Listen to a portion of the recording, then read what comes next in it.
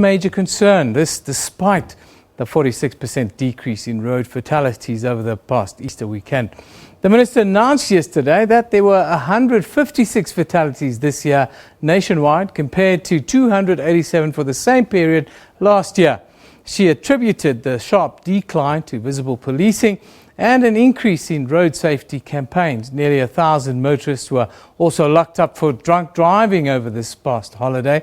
The two major routes that carried most of the traffic, of course, the N1 to Limpopo and then the N3 towards Durban. Now, from our Polokwane studios, we have the spokesperson for the Department of Transport, Kagiso Mootane. A very good morning to you and thank you very much for joining us today.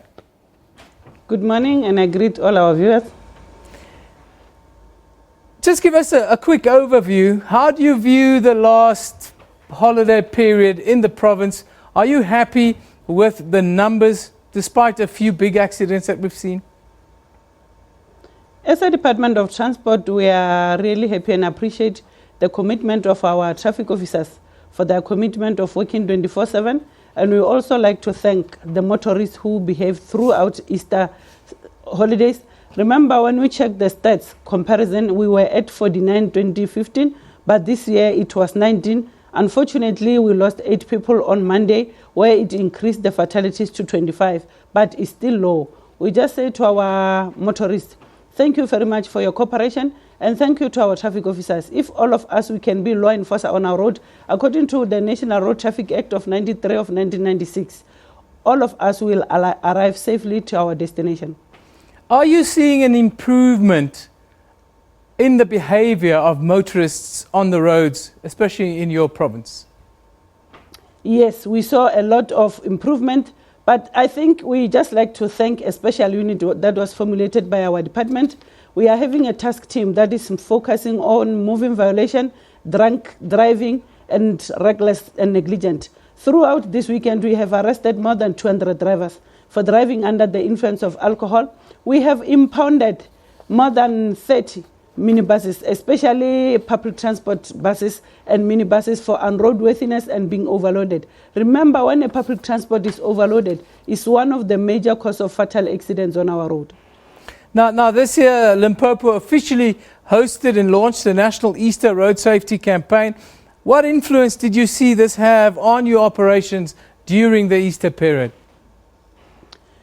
It had a lot of impact. Our MEC was the one who was inaugurated to act on behalf of our national minister, and we realized that the community came at large and they took the message of road safety by heart, because we even received calls from the other motorists, from the passengers, when they were in a public transport and the driver is driving recklessly. We managed to arrest a minibus on N1 South around Mokopane, and we arrested another driver on N1 South at Manzole due to the help of the member of the public. We say keep it up. If all of us, we can be law enforcers on our road, report bad driving, we'll see that we will have a reduction of fatal accidents on our road.